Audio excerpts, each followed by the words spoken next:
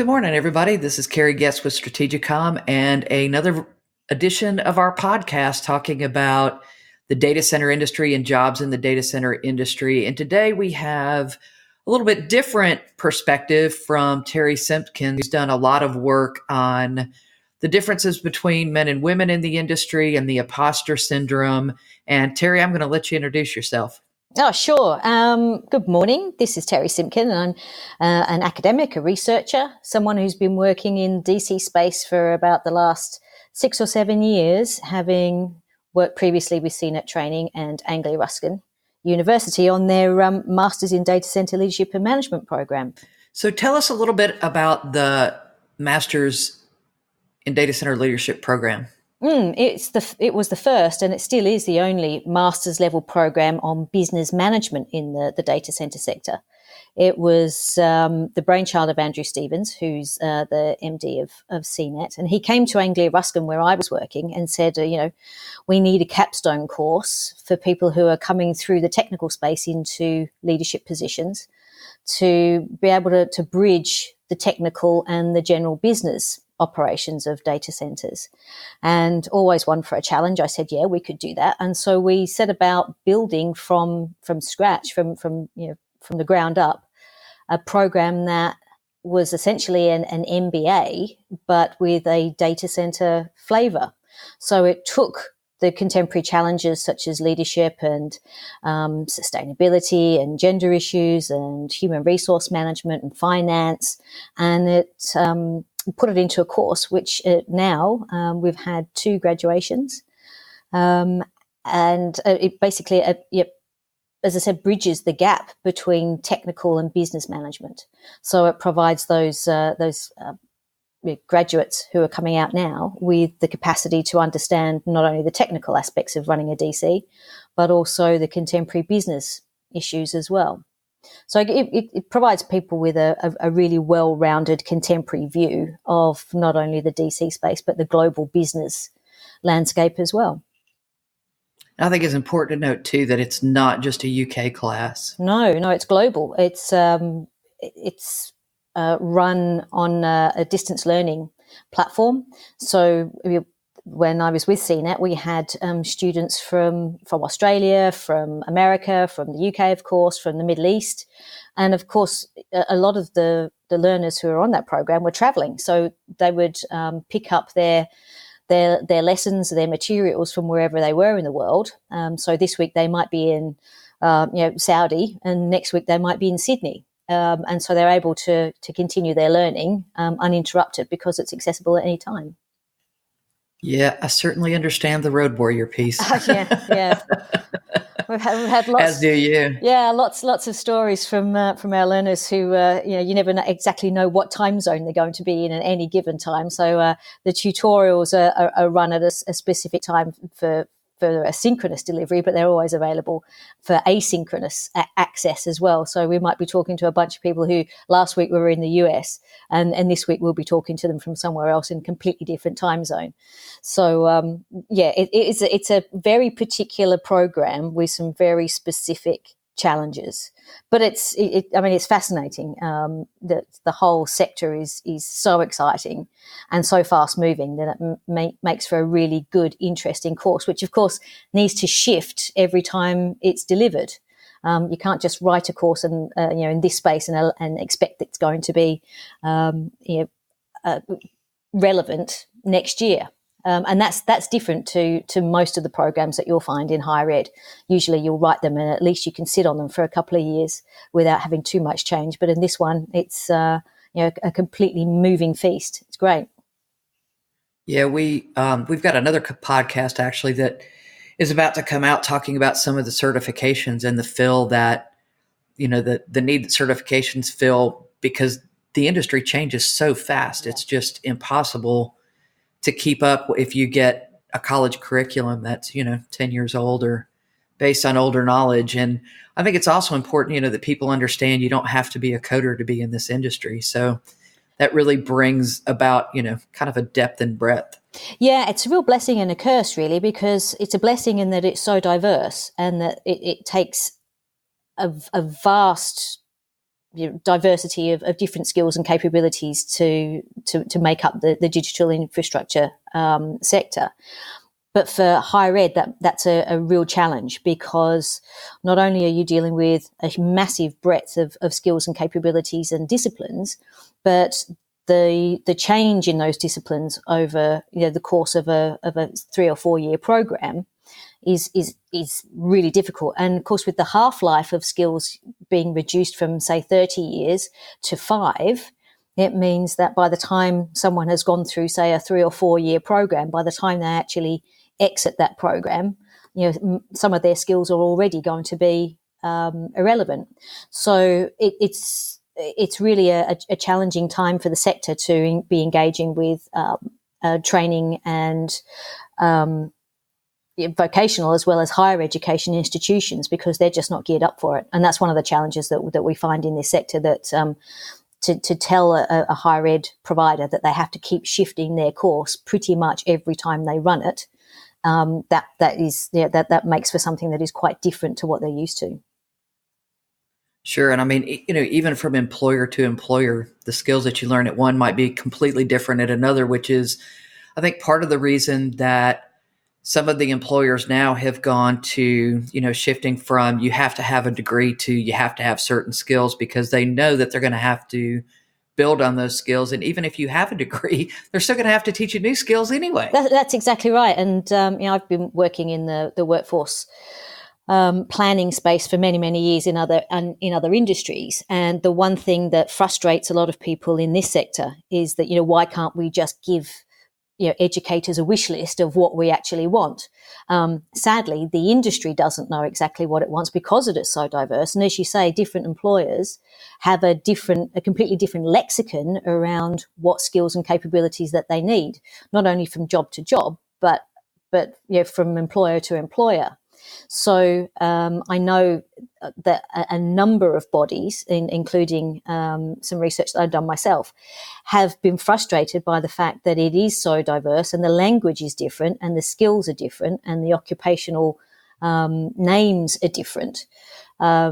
For example, in hospitality, if you walk into a kitchen and you're talking to the head chef and the sous chef and perhaps the housekeepers and the receptionists, you know that from one hotel to another, the core of their skills and abilities are going to be pretty much the same, regardless of where you are in the world and regardless of what type of hotel it is.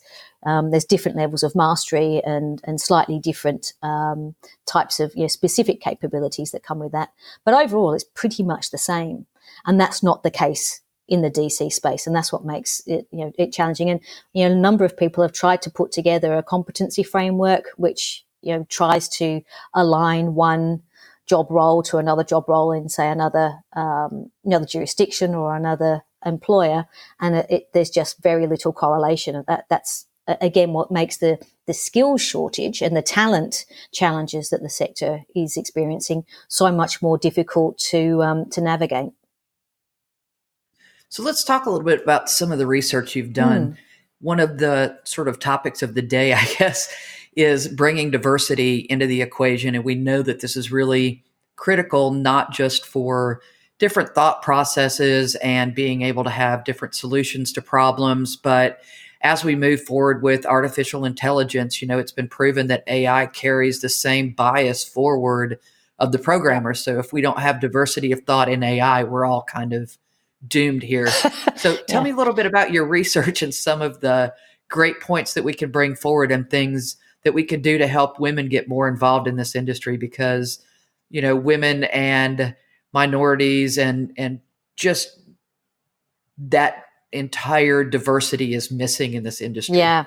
Well, diversity and inclusion is a hot topic across all sectors at the moment. But when you look at the DC and digital infrastructure space, it is quite a bit more pronounced, mainly because if we have a look at the core sort of parents, if you like, of the sector, looking at communications, IT, facilities management, engineering, for example, all of those industries individually have traditionally a very male-dominated, very monoculture type of background, and so arising out of those industries, the digital infrastructure sector has essentially carried forward all of those traditional issues in regards to a lack of diversity.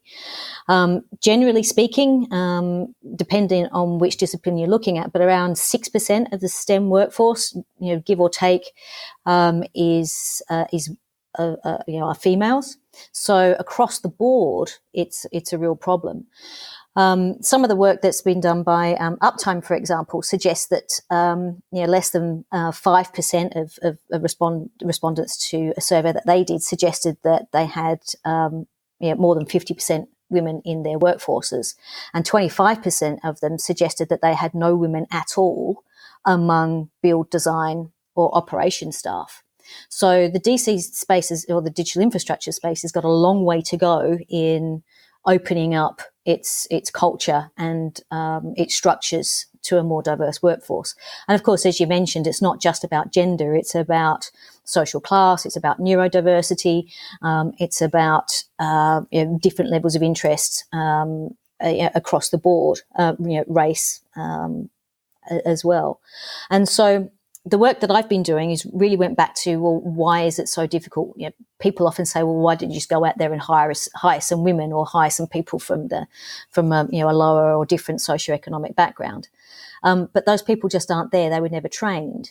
And so you have to start going right back to the very beginning when we start looking at social learning and how people decide what sorts of jobs or what occupations or what sectors they're actually going to go into.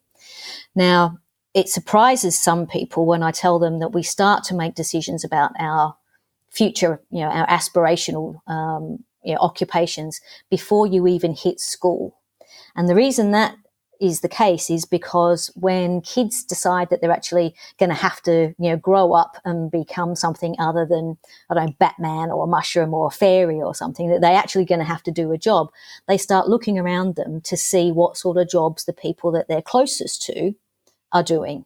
And so they might see their mother doing perhaps traditionally feminized jobs such as nursing or floristry or something like that, hairdressing for example, and their perhaps their fathers or their uncles or the people who are male that are close to them doing jobs, say engineering or firefighter or mechanic or something. And so if they see those sorts of jobs, they say, well, I'm a girl, therefore these are the sorts of jobs that my female family do, therefore that's the type of job that's available to me. The thing is that once other jobs are actually divested from that pool of possible jobs, kids will not go back to them. So you start off with all possible jobs that are available, and you start seeing it less like a pipeline, but more like a funnel. It becomes much, much narrower as kids get older. So the first port of call is by gender. So they divest a whole bunch of possible jobs because they believe them to be male jobs. And those jobs will not be revisited. The next port of call, or the next point of decision-making, is by social class. I'm a low come from a low socioeconomic background. I'm come from a poor sort of area. Therefore, it's unlikely that I'm going to be perhaps a lawyer or an astronaut, because I just don't have access to the types of opportunities that are available to people who are perhaps moving in different social circles. And it's not until about 15 or 16 when kids are actually making decisions on interest. And by the time they get to there, their options may well be, limited to, half a dozen or a dozen jobs, which have already been sorted first by gender and then by social class. And they will not go back to those other options. And so that's why we need to have a look at what we're telling kids about possible occupational options right from, the time that they're, 6 and 7 right the way through their schooling until they actually start making decisions on interest. So, that's been researched for a number of decades now, and it's one of the reasons why the diversity and inclusion piece is so difficult to crack, because by the time you've got to kids going into perhaps a higher education, they've already divested a whole bunch of roles that may well have been open to them had they actually had exposure to those occupations when they're actually making those subliminal, subconscious choices. And to be fair, even in this industry, all kids nowadays use a data center, whether they Yeah. realize it or not, but nobody knows what it Yeah. is. So it's, that exposure is not there outside of certain pockets, where there happens to be a lot of data center activity. I don't think people realize that you can't look around you and not see a data center somewhere. Yeah. You might not know it's in there, but there's one in there somewhere. Yeah. And so,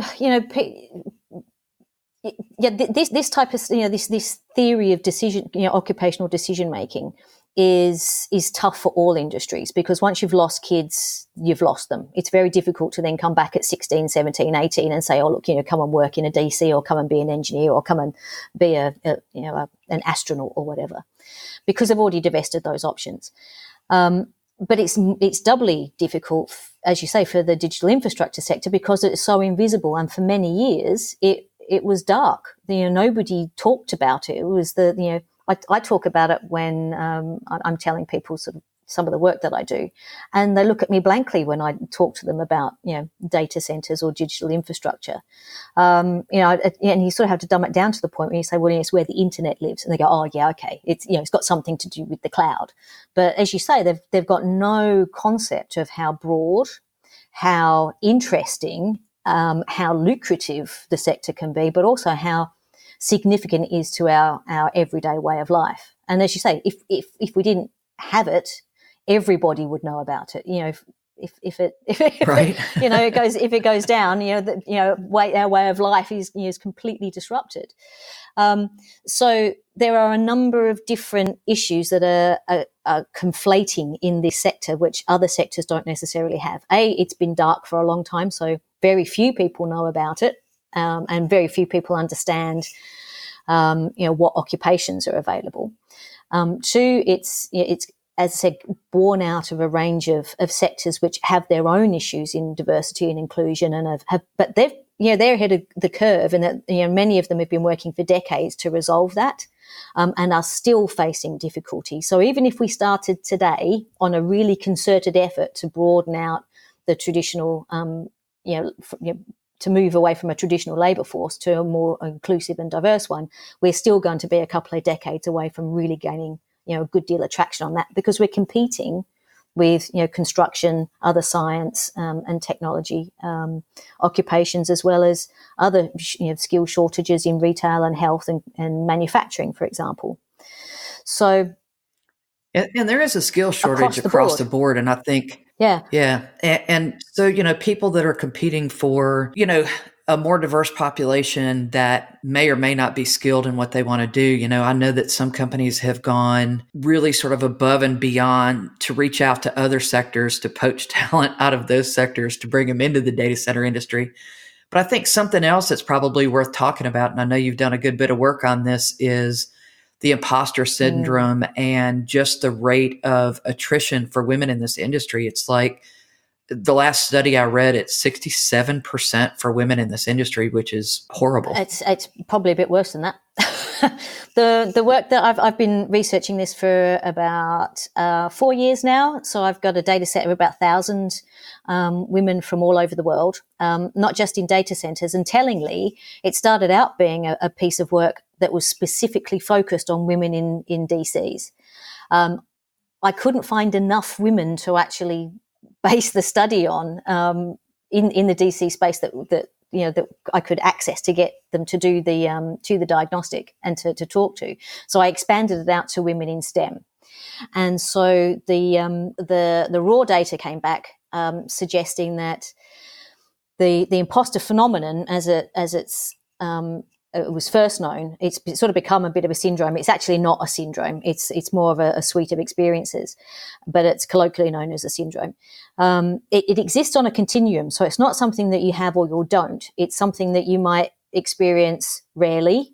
So you might have few experiences, you might have moderate experiences, you might have frequent or intense experiences. So it exists on a continuum. And the research came back, 96% of the women who responded to that were either moderate, frequent or intense. I think 5% were experiencing it on an intense level, so that's pretty much every day. And about 60% were experiencing it frequently. So, it's very common. And on top of the survey that provides that indication of where people sit on that continuum. I also did a range of in-depth interviews, again with women from all over the world, and of course talking to women from the DC space on a more anecdotal level. It is something that is essentially associated with difference. If you perceive yourself to be other in an environment, and of course women are perceived to be other by virtue of the fact that there are so few in the digital infrastructure sector, that you can't help but believe to be other. You go to Data Center World, or you go to DCD, or you go to a number of other events. As a woman, you find yourself essentially in the a very small minority. So it's very difficult not. On the upside, the line to the ladies' rooms are always short. That is always the upside. Yes, you can always get in and out quickly. Yeah. But otherwise, there's not so much there's not so much good stuff going on there. And so the imposter phenomenon is essentially a feeling of intellectual phoniness, and it comes from social learning. It's built up over a period of time, and it precludes people from perhaps putting their hands up for promotion, for even staying in a job. It can have two types of response, in that a person might say, look, I really don't belong here, and I'm feeling so uncomfortable that I'm actually going to take my labor and my endeavors elsewhere.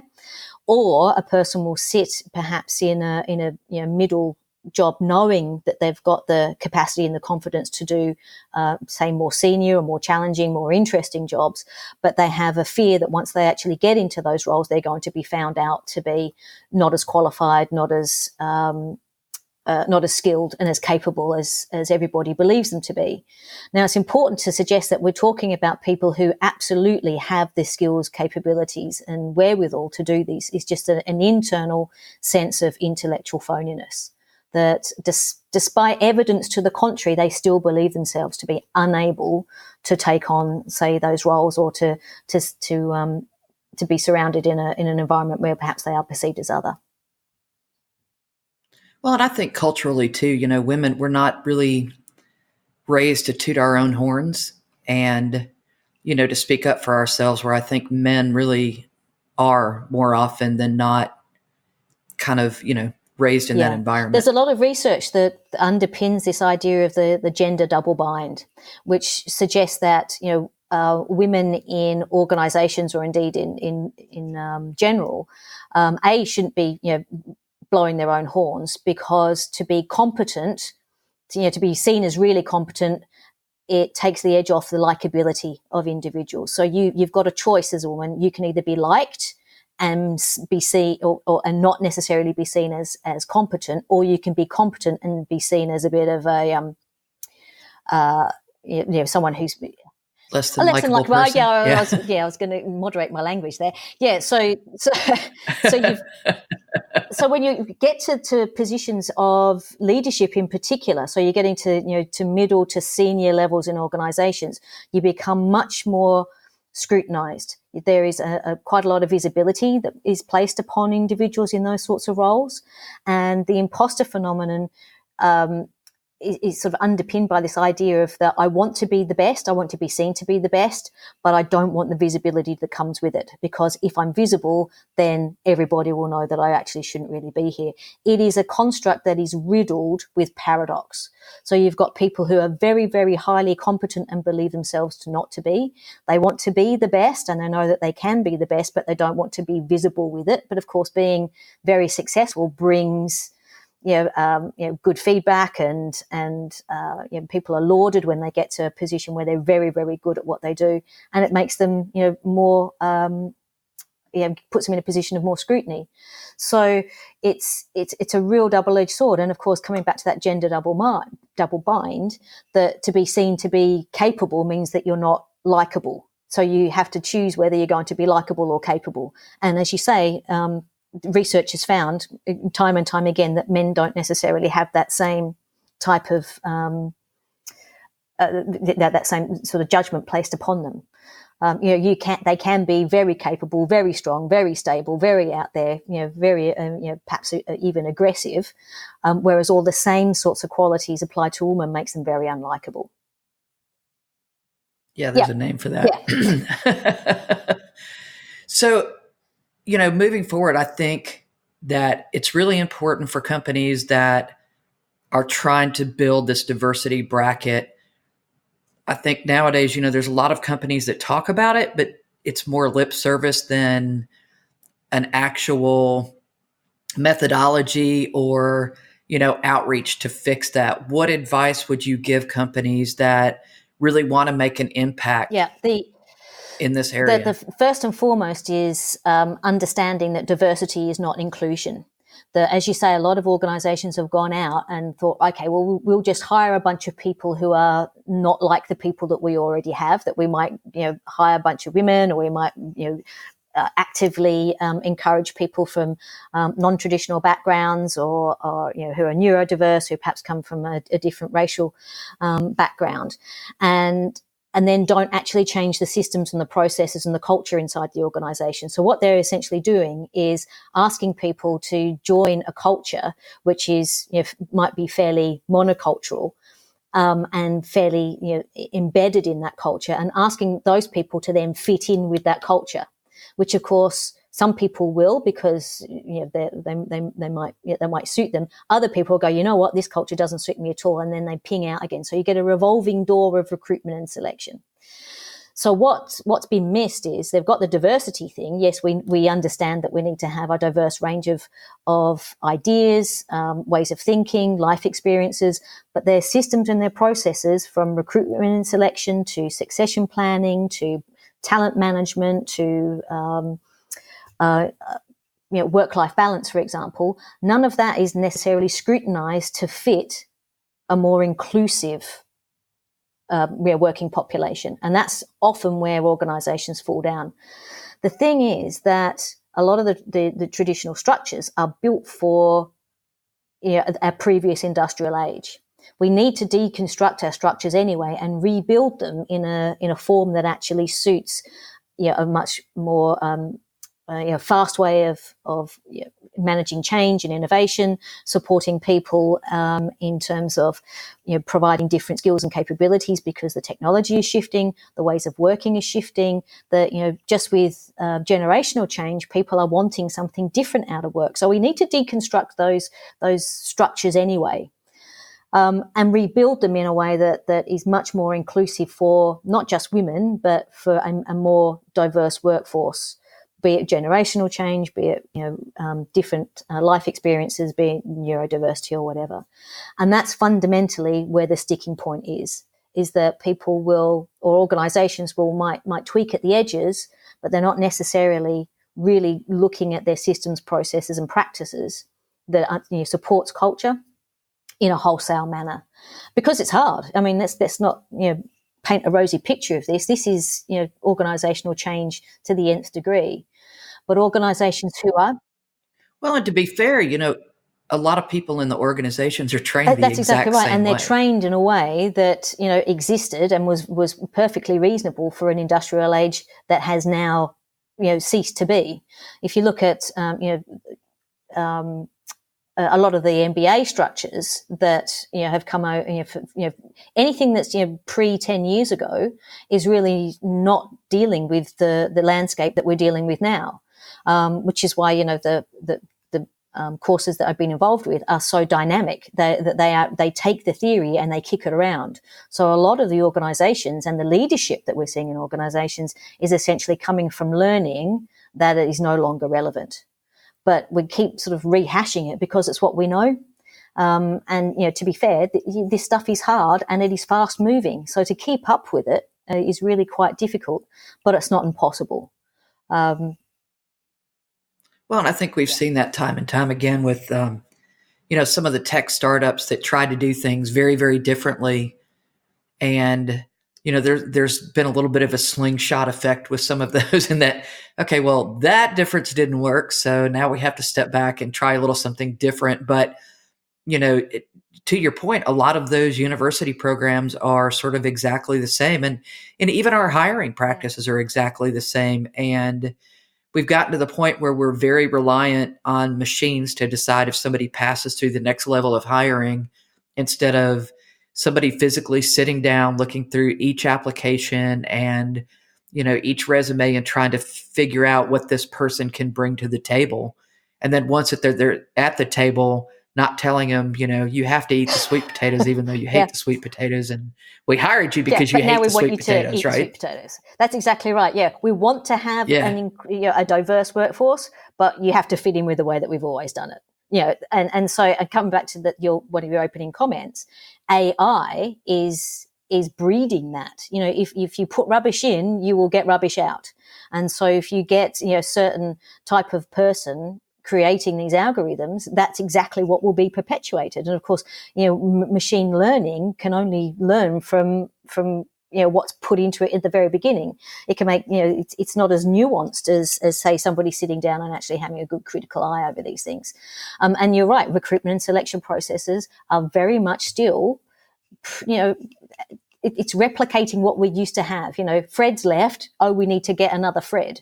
Or, Julie's just about to leave. What does Julie do? Well, let's just replicate what Julie did, rather than saying, well, what is it that we actually need in this case? Can we look at how we're actually managing the structure? How, what sort of capabilities do we need, not only now, but in 5 years' time? Looking any further than that, particularly in the digital infrastructure space, is probably, navel gazing or, stargazing. You need a crystal ball, really. But being able to get people to the point where you've got the capacity to flex rather than to be rigid, which is, of course, again, the way that we used to do it, 10, 15, 20 years ago. It doesn't suit our practices anymore. And there's been studies too that say that, somewhere between 85 and 90% of all jobs are filled by networking, and the people that you recommend in your network are typically people that are like-minded to you. That's exactly right. And again, that's another reason why you're not going to get the inclusion either from gender or from other forms of diversity, because you're not networking with different people by virtue of the fact that you hang around with people who are like you, or have the same sorts of interests, or they have the same sorts of way of thinking, or the same sorts of hobbies. So networking outside of that for perhaps recruitment or learning opportunities, puts people in an uncomfortable position. And as humans, we tend not to like that.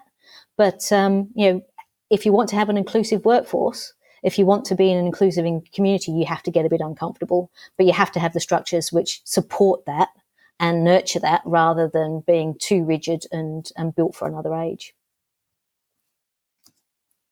Yeah, I was speaking at a WIMCO event not long ago, and somebody in the audience said that his boss refused to hire a woman because he didn't feel like he could have a private meeting with her. Yeah. And so he would only hire men, which, speaks to the problem, I think. We could be here for the next fortnight talking about that. You go back to Me Too and, the issues of harassment and discrimination. Again, it's victimizing the person who is actually going to be the resolution to your problem. What does that say about the individual who doesn't trust himself in a room with somebody of the opposite sex? Right. Yeah, so not much. I can understand why people are getting uncomfortable with that, but there are ways and means of getting around it, and by not. The other thing is that often people suggest that we don't want to hire a woman because we did that in 1998 and it worked out really badly then, so we're not going to do it again. So if you have a woman in a role and they fail, it's not that individual woman, it's all women carry with them that failure, which is a bit of a mindset issue. But some of the conversations I've had with women about the imposter phenomenon went further. Some of the stories that I heard around, being that women were isolated in the workforce, for that reason, or I'm a bit frightened, therefore, we won't invite her to network, and we won't invite her to social events, we won't, invite her to the golf day or whatever. So they were isolated, that they were actively harassed and unlawfully discriminated against. And some of them were sexually harassed in the workplace, and it was sort of put down as well. It's just banter. It's just what we do. It's a form of initiation. If you can't handle that, if you can't handle the heat, get out of the kitchen type of arrangement. There is absolutely no room for that type of that attitude, because it's just Neanderthal sort of type of behavior, really. Yeah, and that actually was cited as one of the top reasons for attrition. Yeah. So, it definitely happened. So if you were going to give some advice to young women or, people of, even millennials trying to work for somebody older or, anybody from a diverse economic or racial culture that wants to get into the industry, if you could give them a 2-minute piece of advice, what would you throw on the table? Is find some advocates inside the organisation. Obviously, HR are there to support all people in the organisation. It's part of their role to make sure that that it's lawful, at a minimum, but also that it should provide an environment where people can do their best and bring innovation and be of they can bring their capabilities to be of value to the organisation.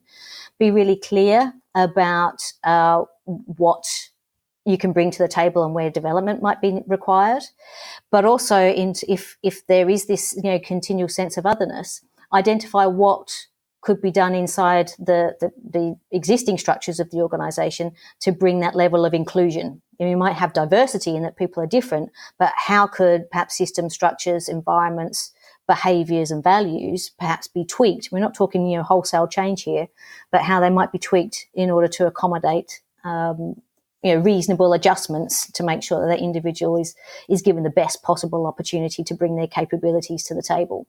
Because without those tweaks, you're never going to get the wholesale change. You've got to start somewhere. And of course, as I said, get an advocate either in HR or your line manager should be the person that you can take those sorts of discussions to, and try and be open and honest. And at the end of the day, if the it sounds fairly brutal, but if the organisation is unwilling to listen or to make reasonable adjustments or to view changes that are actually going to be of wholesale benefit to the organisation or the department or the area in which you're working, take your labour elsewhere, because there are going to be a whole raft of other organisations lining up for really good people. It is a seller's market in terms of labour at the moment. We have shifted from this idea that organisations are just buying labour. They have to sell jobs. They have to sell the not only the job but the lifestyle inside organisations. If they're not going to accommodate you, there's going to be other people who will. Yeah, and I think we're sort of at a point in tech where these jobs are starting to show up in more places. We had an issue for a few years where certain cities kind of sucked up all the talent away from the other cities. And now with edge compute and some of the way that, all of the digital age is stirring, these jobs are going to start showing up in more and more places. And I think as somebody in this industry, it's really on yourself to figure out the best way to expose yourself to knowledge. You can, if you don't have money and you can't get a scholarship or, the curriculum's not available, you can look at remote learning opportunities. You can look at MOOCs, which are available everywhere and free. You just don't get the college credit for those. But there's lots of ways to get that education. And I think, as young kids, we have to teach all of them better ways to promote themselves, gain and grow knowledge, because it is an ever-changing industry. Like you said, it's a 5-year curriculum is an old one. And I agree. And I think that the opportunities, as you say, are broadening out across a whole raft of the landscape. So the digital infrastructure is opening up to a degree that we have yet to really consider. And I think as you say, we're struggling with talent now. It's only going to get worse. So if people are interested in getting into this sector, wherever they want to find their own niche, their own occupation, there are lots of opportunities. And as I said, if organisations aren't looking to nurture those opportunities and to shift in order to make sure that they're attracting the right type of talent, they're going to get left behind. It's just market forces will actually play out. Absolutely. And I think companies need to make a commitment as they hire talent to make sure that that talent remains trained and that their salaries keep up with the certifications, training, and experience that they have. I know when I started in this industry, if you worked more than 3 years, people thought somebody was, something was wrong with you, but you were just worth so much more in the job market because, the industry was really just kind of in its infancy and kicking off, and that experience, people would pay more and more for that. So I think that entire work environment is so critical in keeping absolutely. the talent that you have. The talent management doesn't start and end with recruitment. It continues on through the life cycle of the individual. The days of existing in a job for life have well and truly gone. And this idea that people will stay with you and they will take responsibility for their own continual development, I think that needs to be rethought as well. But it's exciting times. It's really exciting times, and the sector is an amazing one to be in because it is so rapidly changing so rapidly. Oh no! Yeah, there's never a dull moment for sure. Well, Terry, I would absolutely like to thank you for your time today, and I hope this podcast was beneficial to everybody. Terry has a body of work out there that I encourage you to check out. And also, you can look into the master's program and some of the other work that she's been involved with. So your time has been awesome. Your insight has been wonderful. And thank you again, Terry. Bye. Thanks. Bye.